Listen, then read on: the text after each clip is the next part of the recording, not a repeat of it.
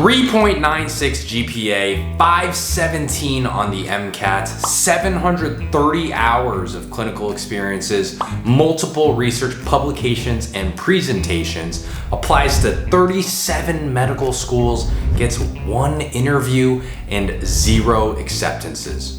There are many things that have to go right to earn a medical school acceptance. And in this application breakdown, we take a look at every single step. Was it her 0 hours of shadowing?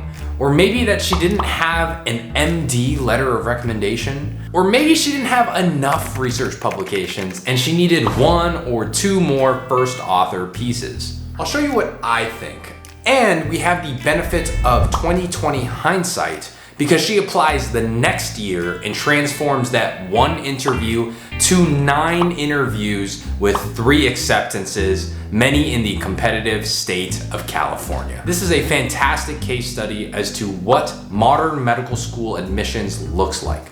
In the end, spoiler alert, I'm still confused. I honestly believe that this application should have done better. I hope you see my perspective, and more importantly, I hope you share yours as to why you think this application didn't do so well the first time she applied. Together, we can learn how to become more happy, more competitive premeds. Let's take a look at this application.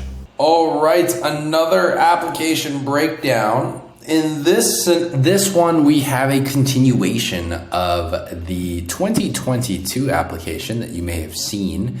If you have not seen it, this is a 3.95 GPA, 517 MCAT student from UCLA, California, who I believe has a pretty decently strong primary application.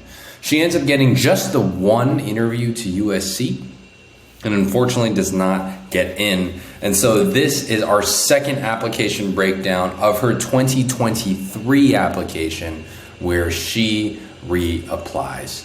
So you can see here, just to demonstrate that we have a 2022 and a 2023 application, I pulled up both of them here for you to see that it is the same student. So here we have that 3.95 GPA and that 517 MCAT score, which is the same. We have a 2023 application on this side, and then on this side, a 2022 application.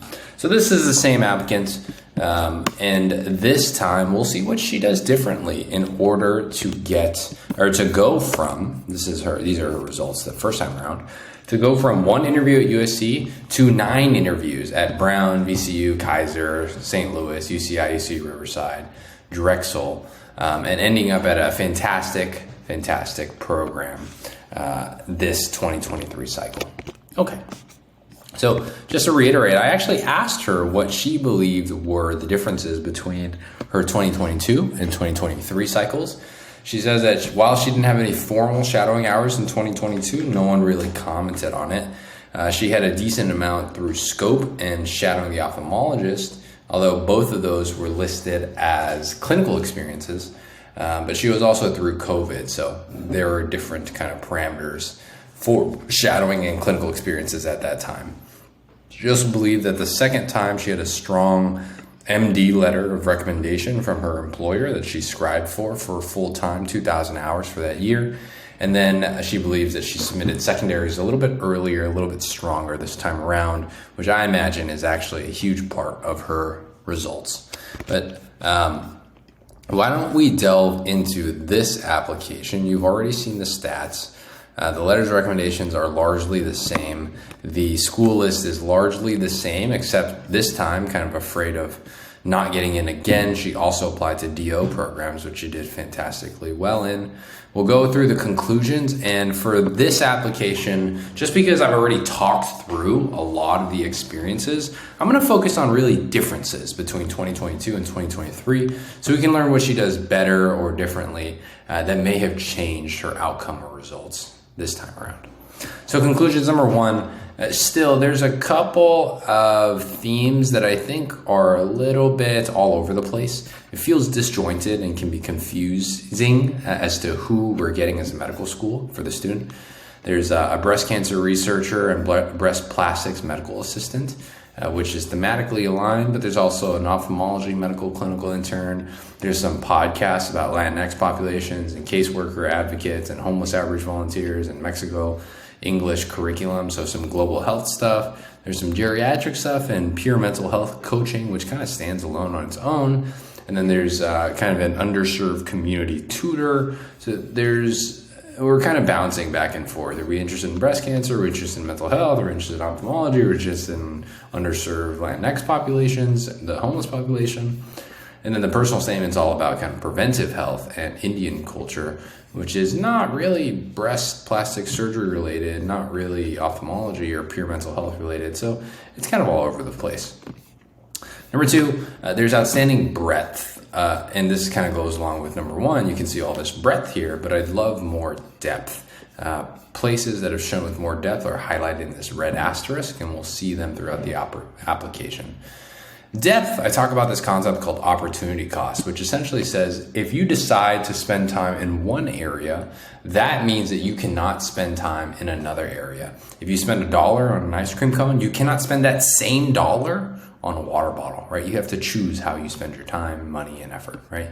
And I make the argument that she spends 2,300 hours more into becoming a full-time medical assistant, where I personally would have liked to see her disseminate or spread those 2,300 hours across her application to increase her depth when she was working with the underserved, or increase her depth with working with, or her breadth with working with breast cancer. She does the MA, she does the research position, but it would have been cool to see her shadow a hematologist, radiation oncologist, or do a breast cancer screenings in underserved populations in the community who don't have insurance and can't afford breast cancer screenings, things of that sort. The overarching theme or lesson to take away is to quit places or activities where you feel like you've stopped learning. And while she may feel like she continued to learn that second year a ton much more, it is a lot of hours, 2,300 hours. She had already put in 2,000 hours as a medical assistant in that clinic, which I believe you can learn a ton from already, especially if you're there 40 hours a week, every week for a whole year. I love that she brings the personal and the professional. She talks about the yoga and the dance team, which we saw in 2022. And we'll see again in 2023. I'm glad that she kept those here. And then lastly, be wary of anything that doesn't scream you, right? Remember, you'll have to talk about any of these things during interviews. And if they don't sing on your writing, they'll be even more muted in person, right? In writing, you have hundreds of hours. You have hundreds of hours of prep. You have multiple eyes looking at what you submit. In person, it has to be spontaneous, off the cuff. There's no revisions, no edits, no comments, no other people looking at what you're saying. And so make sure that there are no glaring weaknesses in your writing. Spending time on those areas can be a huge issue for you.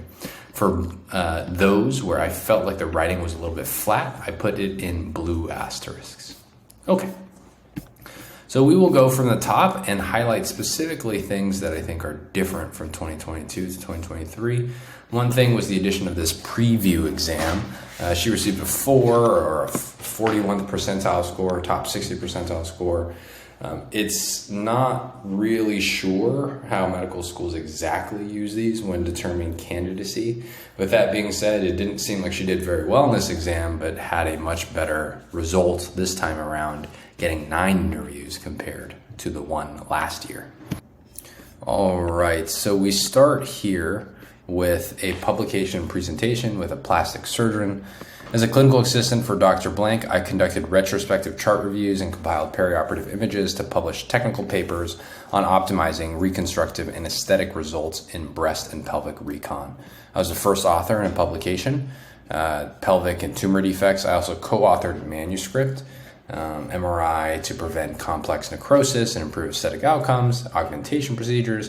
The results of this paper were also presented at the society meeting. So you're starting to see that she continues to develop her research excellence. If you remember her 2022 application, she had multiple publications, multiple presentations, and this is continuing in her year off in another field, which to me demonstrates that she can be effective in multiple places and multiple fields. So this is her next experience, the plastic and reconstructive surgeon, medical assistant. She's already completed 2,000 hours and she's anticipating an additional 2,300 hours, essentially another full-time gig. This is my point about opportunity cost. It is important that we recognize where are our weaknesses and where are our strengths. If I were making a recommendation here, I feel like 2,000 hours of clinical experience is already substantial. I would have loved to see her put those 2,300 hours elsewhere, but I do understand that having that second year, being a veteran in that clinical experience, or in that clinic with that plastic surgeon, makes that letter of recommendation all the more stronger. And that advocacy may have been the thing that got her actually into medical school the second time. So the results, again, speak for themselves. I think I still would be cognizant that it's a little bit one-dimensional for a thing that doesn't give you marginal gain. In other words, you already have a strong set of clinical experience and clinical hours here. Doubling it, I don't think actually gets you that much more. As a clinical assistant for Dr. Blank, I care for breast cancer patients seeking recon. Before each new patient consultation, I study the patient's chart, surgical pathology results, locate the tumor on breast imaging, and review the breast surgeon's plan for resection. During clinic visits, I scribe, assist with procedures, and code for medical encounters. I also collaborate with OSIP staff, other physicians, and nurse navigators to streamline surgical planning and advocate for patients. I enjoy engaging in weekly tumor board conferences to learn how surgical and medical oncology specialists optimize treatment plans for our cancer patients. So I would have loved to hear a little bit more about this, because this is, again, something that seems very normal and natural to you as someone who works in cancer and breast cancer, but is not something a lot of people understand, right? First of all, in order to get a breast cancer diagnosis, it often goes from a primary care doctor to like a routine mammogram. So a radiologist will read it, a breast radiologist, and then a biopsy will be done by a breast radiologist or a breast surgeon, and that then will be read by a pathologist. And once the diagnosis is made by a pathologist, then a multidisciplinary team of surgery, medical oncology, and plastic surgery sometimes, well, primarily radiation oncology, medical oncology, and surgical oncology will make a decision on how to optimize a treatment plan. And then the plastic surgeon can get involved for reconstruction options. And so it's a pipeline of 4, 5, 6, 7 different specialties and physicians. And I think that leaning into that and demonstrating your expertise there would have been pretty awesome. I wrote here that she's been in this office for going to be 2 years. She's clearly a vet. As a clinical assistant, I value providing continuity of care as I help patients navigate through each step of the breast recon process, beginning with reviewing their medical history to coordinating their post-op care. I enjoyed caring for Sharon, a patient with scleroderma seeking flap recon following a mastectomy. After learning about her potential for wound healing complications, I knew to alert Dr. Blank immediately when Sharon called our office with concerns about her surgical recon site leaking fluid. As I followed her post-op wound care appointments, I observed Sharon's wound dehiscence slowly resolve, and she later sent our office a photo of her smiling in a pink pantsuit, feeling more confident in her body. Fantastic. Through caring for patients like Sharon, I have learned about how living life with a serious illness like breast cancer can impact one's mental self-esteem and ability to carry on with normal life. It's been a privilege to be involved with these patients, and I look forward to learning more about human pathophysiology and assume greater responsibility in patient care as a future physician. So I love this, right?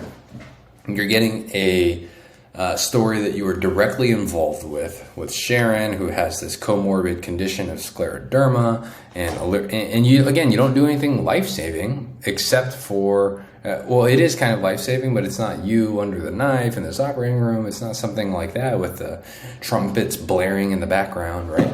It's you alerting your physician about something that you feel is important, the physician taking care of it, and you following along.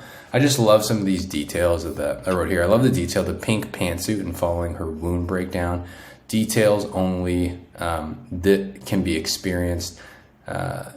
Details only that this author experienced, I would be able to write and would be able to write. So it's great that she shares such unique information, because when you now say, I understand what it's like to live or to see patients who have a serious illness and how it affects their mental and self-esteem, you can support it with your story, with Sharon in the pink pantsuit, smiling, now that her breast flap reconstruction has gone well. She feels confident again after one of her breasts had been removed for the breast cancer mastectomy. So again, lean into those details. Make sure that you can convey to the reader that you have been there, you know what it's like, and you want to paint this scenario for a reader who doesn't work in breast cancer that often, if at all, right? So some of these now are activities that we've seen in the past. So for this one, for my human biology capstone project, our team published a podcast on the Latinx undocumented community. We conducted a literature review on topics including historical discrimination against Latinx immigrants and local and state health disparities. We also interviewed an undocumented immigrant who spoke about limited access to healthcare and job opportunities during the pandemic. Our project won first place, and I hope to continue serving uninsured patients and engaging in advocacy. I want to show you the difference between this and what she initially wrote in 2022. In 2022, all that she wrote here is that she had collaborated with students to publish this podcast, which is about COVID-19 and the social stigma underserved. And you can see here, she actually delves into it. She delves into what they did, this interview of the undocumented immigrant. And that one sentence just makes it feel so much more alive, so much different, so much more relatable. And that is how she describes that same project, same 100 hours, same project, same podcast, but done so in a way that feels down to earth, intimate. And so when you have publications, when you have jobs, tutoring positions, when you have shadowing, you can list them and just be straightforward, but you lose the opportunity to do something like share how you did it, why it matters to you, so what, and why it should matter to us as the reader. So don't shy away from those. Lean into those things, because each of those activities have something that you can take away from. This is the opposite of what I just said, where she just kind of just straightforwardly lists what she did. So, and that's totally okay. But again, you lose that context. And let's see what this is. As a research assistant, I co-authored a publication, Physical Activity, Breast Cancer. I also presented breast cancer, cancer remission, physical exercise, UCLA undergraduate research health poster days.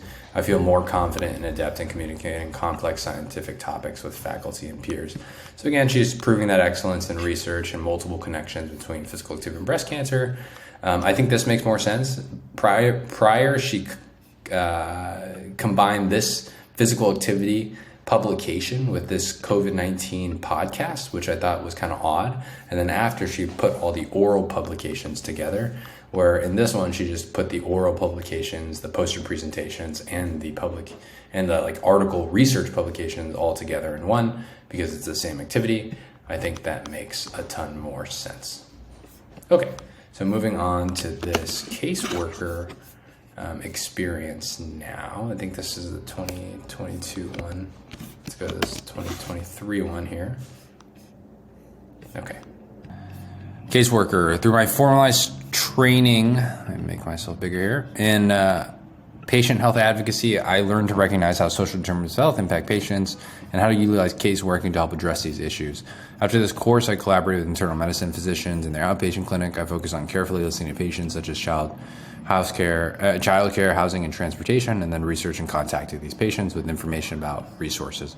Understand the importance of considering social determinants of health. I now look forward to engaging in advocacy. Okay, so again, I wrote, I can't imagine how awesome and fulfilling it can be to connect patients in need to the right resources.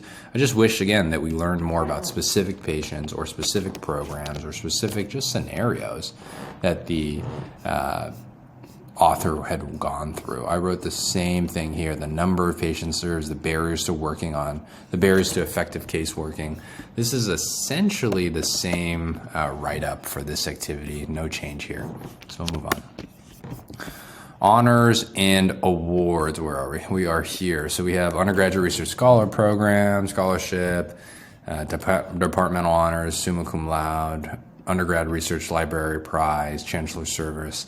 I find awards are often hard to interpret without relativity.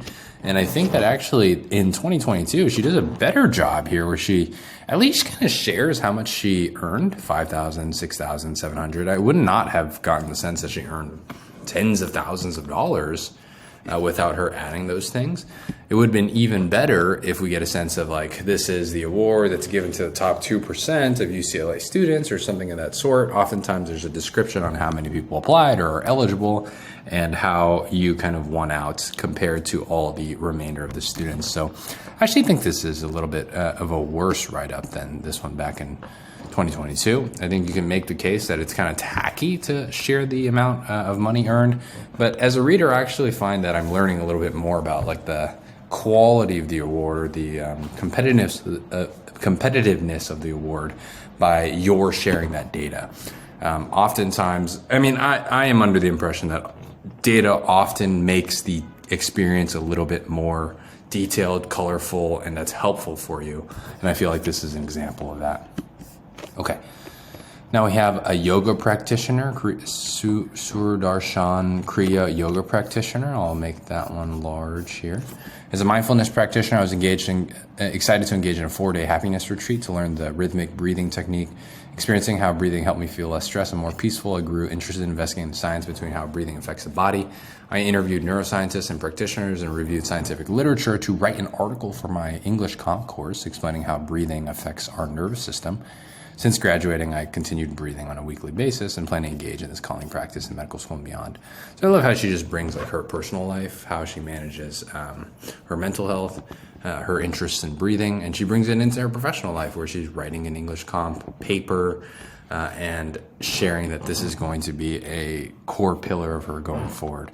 So you see she went from 100 to 200 hours of this, and then we'll continue for another 75 hours, probably do another retreat every year.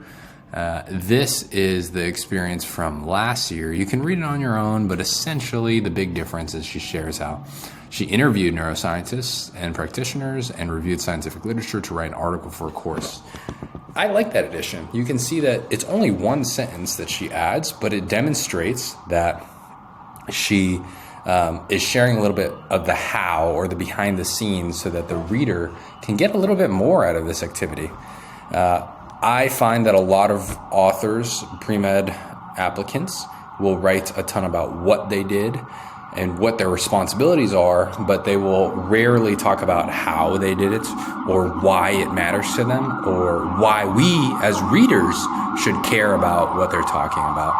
And so in this case, I think she takes one step further past sharing what she did with the yoga retreat, rhythmic breathing, and goes into how she used that to write a paper for her English comp course by interviewing neuroscientists and things of that sort.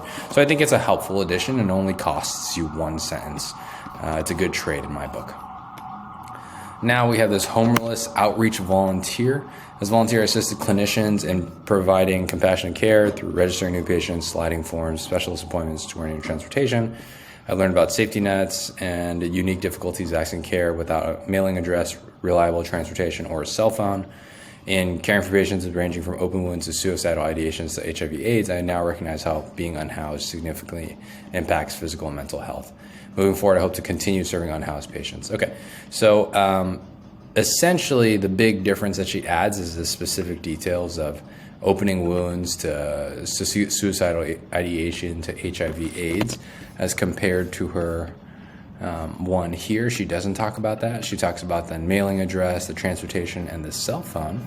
But I like that she, again, chooses to exchange one of the sentences for something with a little bit more details, a little bit more specifics. It makes it feel a little bit more relatable and understandable. So I think this is a slight improvement, but again, not much.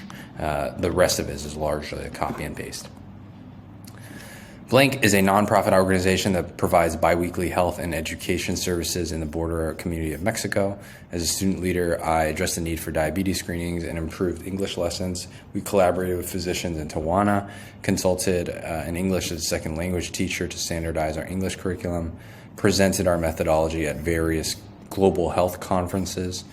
And so this is actually a big change in her application. She goes from deciding to make this a most meaningful, where she talks about Carlos and the person who works long hours at a steel factory and doesn't have enough time to prioritize his exercise and is now committed to taking evening walks with his wife, and erases all that and decides that it's not a most meaningful activity. She actually replaces it with the medical assistant position at the breast and plastic surgery medical assistant position. So I don't know. I think Carlos was the first person that we talked about and learned about on her application back in 2022. We now lose this in 2023, and it moves away from a focus on health really to education, where it goes diabetes screening, improved English lessons.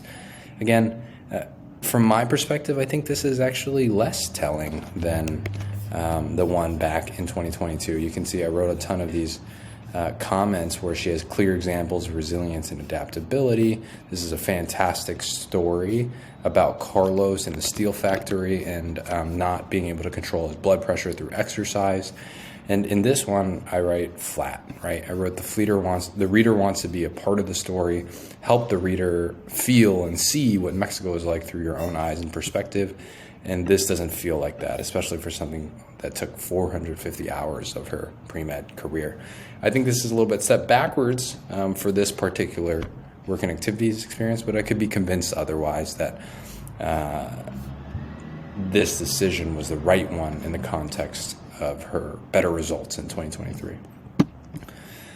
Next, we have a research lab position where she's investigating physical exercise on breast cancer, bioluminescent imaging, literature review, breast cell lines, publication, several oral presentations. As my first exposure to basic science research, I joined this lab as a second-year undergrad, psychoimmunology, talking about phagocytes. When our reviewers desired more, we undertook a series of immunostaining experiments to quantify the changes in phagocyte mammary fat pads to confirm our conclusions. This was underlined as kind of a mumble jumble of words that I also remarked back in 2022 was kind of a lot to digest here. It's essentially the same, it's the exact same sentence here. And I spent hours working alongside my mentor to collect, stain, image, and then perform image analysis. I now appreciate the significant effort to conduct basic science research and treat human disease. Through engaging in this research, feel more confident, scientific studies, literature, design. As a physician, I look forward to using this knowledge to assess the validity of clinical studies and recommend the best treatment options for my patients. Okay, so I often find that when people reapply, what they do is they leave most of the experience and they don't touch it, and then they change the conclusion. I often find that it's a little bit backwards because the conclusion is usually this kind of broad, sweeping statement that most pre-meds can say. But the details are the things that are unique to you and often are the things that provide color and elaborate and expand on the experience that you had. In this case, I think while I wrote here, everyone can say this with the support basic science research from Foundation for treating human disease, and I understand how difficult it is. Few can support it with the extra hours for more experiments, the detailed evidence, the more experiments to quantify the changes in phagocyte protein expression, the more experiments to appeal the reviewers in the peer review process. So again, it's the details that really make the experience and the specifics, and not really the change in conclusion here about clinical studies and recommending that for patients, because anyone can really write that last sentence. That being said, even though I think it's a pro that there's specifics here, I think it's a little bit too wordy. It's kind of hard to digest, and so it's kind of a plus minus there. I would have personally kept this sentence but simplified it so that it's more relatable, something that's understandable like this, where it's like physical exercise on breast cancer growth inhibition, something literally anyone can understand. and kept it because it still is evidence that you understand what working in a lab is like. Okay, now we're going to the ophthalmology clinic intern. As an ophthalmology technician, automated tests, optical coherence. As a clinical team member, I became familiar with the workflow, diverse patients, comorbid conditions. This initial exposure to clinical practice affirmed my desire to pursue medicine. So this is the same one from last year, exact same thing. I went from 60 hours to 100 hours. I wrote that it's a big cliche. There's no detailed story or proof that makes this believable. And so no real change. I imagine that this probably wasn't an experience that the student learned a ton from, which is evidenced in the writing falls flat. I think if she were to be asked about this experience in an interview, she would probably have a ton of struggle talking about it extensively. Okay, so we go on to this peer mental health coaching. And if you've watched the 2022 video, it's the exact same one as this here, where she talks about her experience with a patient who, or a peer who has been estranged from her father and wants to connect with her father for this Turkish culture holiday called Eid. So as a coach, CBT, a couple of things that I highlighted were some in-group language where she talks about motivational interviewing, open-ended questioning, and providing validation. Again, it's good, but it's kind of hard to relate to. It's just really a bunch of buzzwords. Conducted role plays with a clinical psychologist, which is really cool. And then constructive criticism to coaches in training, also really cool. You can get a sense that she's very involved with this activity. And as she goes through the story with this peer who's estranged from the father with Turkish culture, I underlined a couple of details that are very relatable. I wrote that you can relate to this experience much through this Turkish peer. We can all resonate with a relationship we wish were stronger, and it feels very human, right? Human to be in a culture that respects elders. Most cultures do. Human to feel or fear this rejection from your parents and seek approval from your father. Most people have an issue like this. CBT exercise exposure. A lot of us have had fears of public speaking or submitting an essay or height that got better over time as we continued to experience and expose ourselves to those situations and recognize that, hey, it's actually not that bad. In providing appropriate validation, we've all had friends that have validated us, and we recognize how it felt before and after when someone heard and understood us. So I'm not going through this entire experience because I did so in the 2022 video, and this is exactly the same thing here. Okay, so next, the geriatric medicine volunteer. I wrote flat here, so let's kind of read this together. As a volunteer, I helped older adults living with Alzheimer's disease socialize with new people while offering respite to their caregivers. Every quarter, I partner with a new senior, formed connections, musical bingo, Jenga, train new volunteers, prepare simple questions, challenge me to think outside the box, to engage with older adults with limited speaking ability, and help me learn how to best support patients. So it's essentially the same activity as in 2022.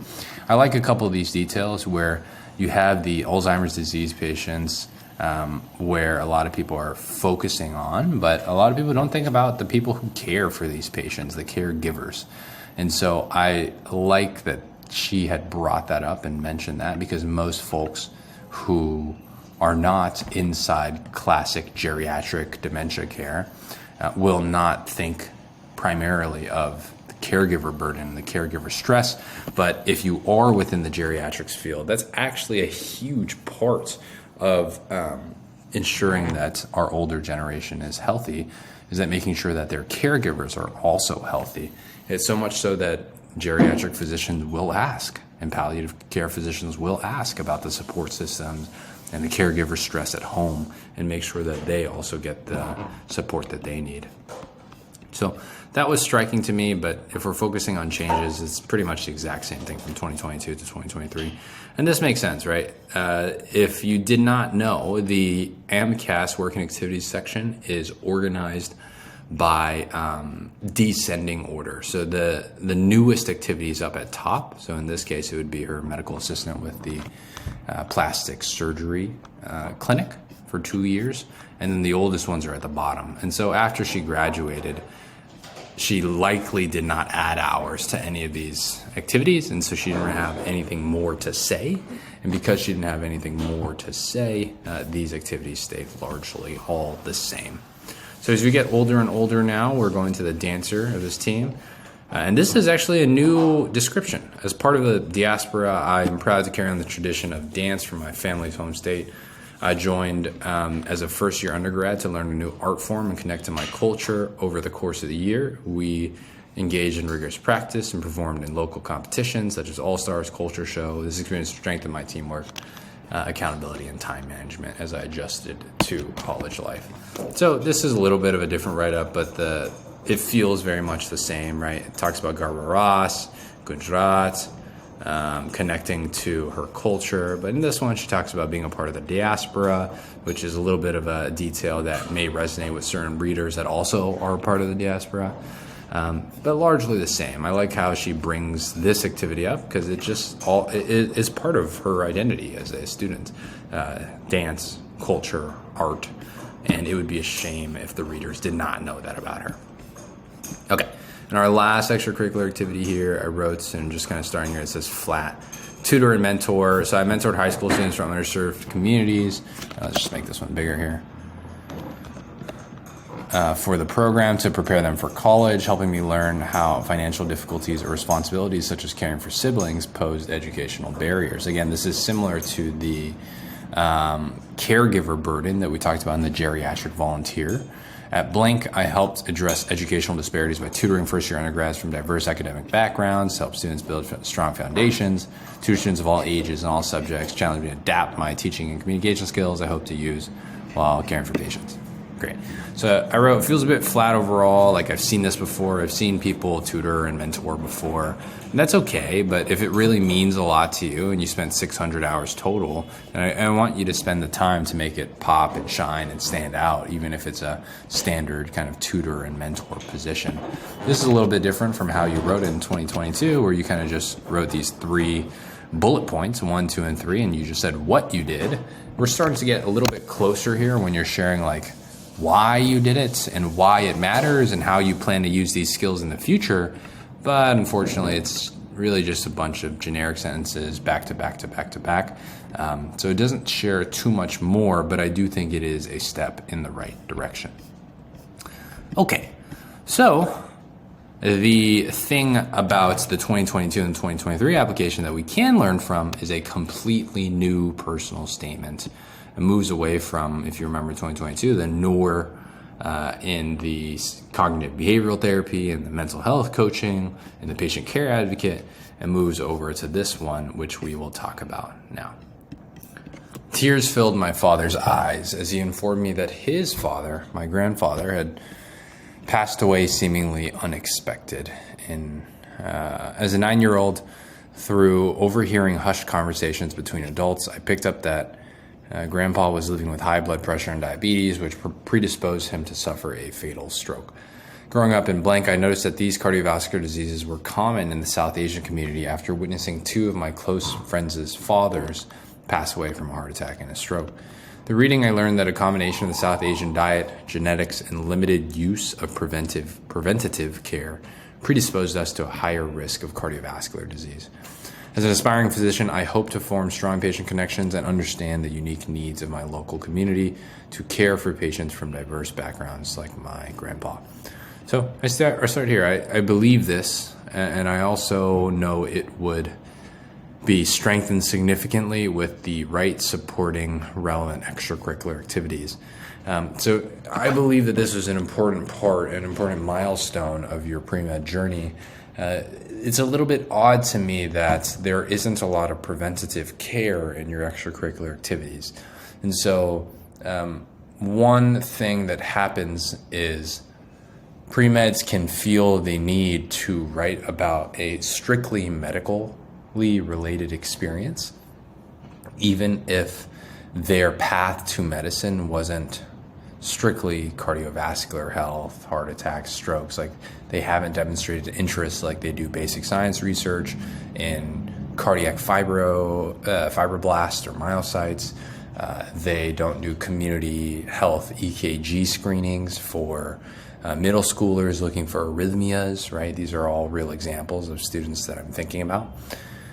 With that being said, it's still clearly important to you and your journey, and I will not discount that, but I do think it would be even more strong if your extracurricular activities also matched. As an undergrad, so if they don't match, then perhaps the question becomes, should you have written about something else that do match your themes a little bit better? As an undergraduate at blank, I sought to learn about the intersection between aging and how I could better support older adults like my grandpa. Through volunteering weekly with blank, I spent time with older adults living with Alzheimer's disease and provided respite to their caregivers. I quickly learned that many of these older adults, like one of my partners, Mina, had limited speaking abilities due to their advanced disease progression. Despite the barriers to verbal communication, we connected through coloring or playing Jenga. These are things actually that she wrote in the work and activity section, which is okay. Just make sure that you recognize that being repetitive can come at its costs. This one I think is fine, but it does have an opportunity cost because you don't get to talk about something else with that same real estate, right? You spend your dollar on the Coca-Cola, you cannot spend your dollar on the water bottle. Over time, as I learned about Mina's hobbies, interests, and past professions, we developed a strong bond, and I began to notice her mood improve. It was extremely rewarding to utilize these verbal and nonverbal communication skills to help adults with Alzheimer's overcome obstacles associated with their illness and improve quality of life. As a physician, I look forward to engaging in similar challenging yet fulfilling encounters while supporting patients and their loved ones as they navigate living with different diseases. Okay, so it really talks about older age and Alzheimer's here. Next, recognizing how the lack of access to preventative health care affected my grandfather's health, I was motivated to provide accessible health care to patients in my local community. As a volunteer with a homeless outreach center, I helped alleviate the impact of socioeconomic inequities. I met several unhoused patients like Ophelia, who first came to the clinic tearful and wanting to end her life after being robbed for the third time. After requesting a visit with the on-site psychologist, I listened to Ophelia's frustration and was disheartened to hear how her socioeconomic status and living conditions impacted her mental health. In addition to the excellent counseling and healthcare provided, it was inspiring to see physicians partner with social workers to help Ophelia secure transitional housing and improve her sense of security. Over several visits, I helped coordinate Ophelia's psychiatry appointments, including her transportation, witness her suicidal ideation decrease as she developed trust and confidence in her providers. Like the physicians at blank, I now feel a deep sense of duty to become a community-oriented physician and deliver care that accounts for complex psychosocial needs of different patient populations, especially those marginalized by our society. So, I think this is fantastic, right? We started talking about access to care. I love the longitudinal involvement of meeting Ophelia and then recognizing that her, in medical terms, her chief complaint at the time was suicidal ideation after being robbed for the third time, and how she was able to play a part in her accessing care, even if she were unhoused. It is really inspiring. I wrote that it's an unbelievable move forward for Ophelia. And while it does move a bit away from the original topic of care access, because we started with talking about how some people didn't have preventative health resources, we start kind of focusing really on the underserved. I still think it's a proper evolution. I wouldn't say that it is inappropriate. It transitions well. I think the underserved have a relationship with not being able to access care. And so it makes a lot of sense to me, actually, now that I'm rereading it. It does make a little bit of a move away from older age geriatrics and then kind of like preventative health, cardiovascular, South Asian culture and health. So these two paragraphs do feel a little bit different from this third one. During my gap year, I began to work as a full-time clinical assistant for plastic surgery to provide direct care to patients. While answering phone calls and scribing, I listened empathetically to our breast cancer patients that described the sequelae of the sequelae they endured, such as low self-esteem and depression after undergoing chemo, after going breast surgery, after undergoing radiation. So I wish, let's see if she continues to expand and tell me more exactly what she means. Why are they low self-esteem? Why are they feeling depression? I have observed Dr. Blank's careful approach to explain the risk, benefits, and alternatives of breast reconstruction, taking into account patients' medical history and preferences. As patients confided in me on how their breast recon has helped them move past their breast cancer and significantly improve their body image, I greatly appreciate the value of shared decision-making, helping our patients regain ownership of their health and self-image. So a lot of buzzwords, right? Shared decision-making, risks, benefits, and alternatives. I think they are specific enough so that you can demonstrate like you have been in a clinic, you know how those conversations go, and I appreciate that. But there are a lot of buzzwords here. Instead, I would have loved to hear a little bit more about why do women undergoing radiation therapy, chemotherapy, and breast surgery have low self-esteem and depression? Can you walk me through? Can you share quotes? Can you provide a window into their mind and how they are experiencing this battle with breast cancer? Because to be honest, I wasn't aware of this until I myself had a breast cancer rotation where I saw a breast after a mastectomy. I saw a breast having undergone radiation treatment. I saw a woman who had finished their chemo and felt terrible, right? I want to convey that you, as the author of your application, you are familiar with these things, and I want you to share those emotions, experiences, pictures, contexts, values to the reader who may not have had those same experiences. Let me live through your words vicariously what you have seen, and show me why they have low self-esteem, why they're depressed, why breast reconstruction is important. Because for most people, lay people, even a lot of medical physicians, residents, students, plastic surgery has a bad rap. It has a rap of cosmetics, and all they do is fix noses and make breasts bigger or smaller, make butts bigger or smaller, make bellies smaller, right? But you have a very unique perspective in the, honestly, the life-changing work that reconstruction plastic surgeons can do for especially this patient population.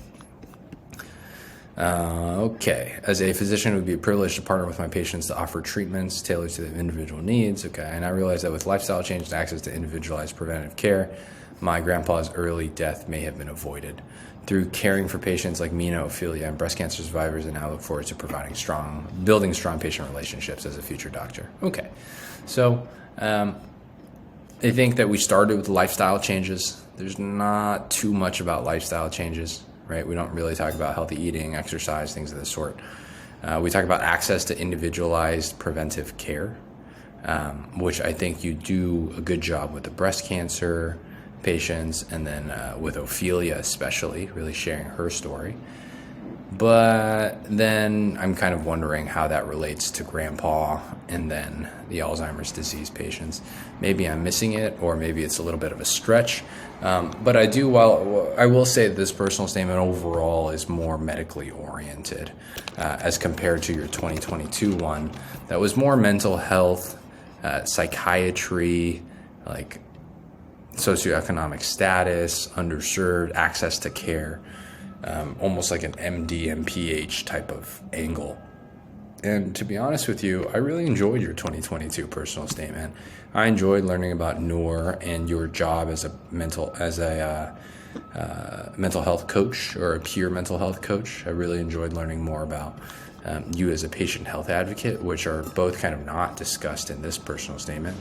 But I do think that the breast cancer paragraph is strong, could be stronger if I had a better perspective into what it was like, or why it is that breast cancer patients are feeling so down and depressed. But I love this Ophelia paragraph with the unhoused. I think it's probably one of the stronger pieces of writing in the entire application. Overall, it's hard for me to say it, but I think if I were blinded to the results, I would say the 2022 personal statement feels more genuinely related to you and your activities with all the underserved, social justice advocacy, mental health work that you've done. And this one less so. It feels a little bit forced with the medical connection here with grandpa. although I know that it's important to you. And then the Alzheimer's one, while I think you do a good job of demonstrating your relationship with Mina and playing Jenga, I don't really see how it connects overall to the larger picture, especially given that's your first and only kind of geriatric related experience. It's hard for me to see how that connects milestone wise to your overall journey. But that is my take on your personal statement. For those of you who have watched both 2022 and 2023, first of all, thank you for your time and attention. But I am curious to hear what your thoughts are. Did you feel like you resonated more with 2022? You feel like that's more really who the author is? Or did you feel like 2023 was much stronger? And for what reasons? I'd love to know and love to understand your perspectives. What we do know is that in 2023, she receives 9 interviews instead of 1 to fantastic schools, including Brown, VCU, Drexel, Pomona, Kaiser, St. Louis, UCI, UCR, Toro, and multiple acceptances now at a great program. What we do know is that in 2022, with this application that I feel is pretty strong, she only gets 1 interview at USC, even though she has a 3.97 GPA, a 517 top 6% MCAT, and a well-balanced school list, in my opinion. So sometimes we don't have all the information that Medical School Admissions Committee has. I believe it was probably most related to the secondary application, why she didn't do as well in the 2022 application. But again, I don't have the secondary application this time around, and I don't know when they were submitted to help me be more definitive with that conclusion. I'm just kind of ruling out what I think it is not. That being said, we focused on changes between 2022 and 2023 in this application breakdown video. But even in the 2023 application, there's a couple of things to learn and rehash. I think it's a little bit disjointed. There's a couple of pillars that don't fully seem to connect. I think there's a bunch of breadth in this application, but I would have loved for you to delve more deep into the cancer side of things, especially the breast cancer, radiology, medical oncology, radiation oncology, and really kind of going deeper down that theme. I love that you brought the personal to the professional. We talked about your yoga and dance theme. That was still there in 2022. I'm glad that you kept it around. And then 4, just make sure that you're wary of anything that doesn't scream you, because anything, including the ophthalmology clinic intern, which I felt seemed a little flat when you were writing about it, all of that can be talked about during your interview, which may make things a little bit difficult because you never really fully loved or enjoyed it in the first place. This is a great application. If you watch this to the end, thank you again. Hopefully you learned something, and I'm always curious to see what you guys are seeing on your end with this application right in front of you. Let me know what you see. Let me know what you learned, and I will see you again in the next one. Thank you so much. Goodbye.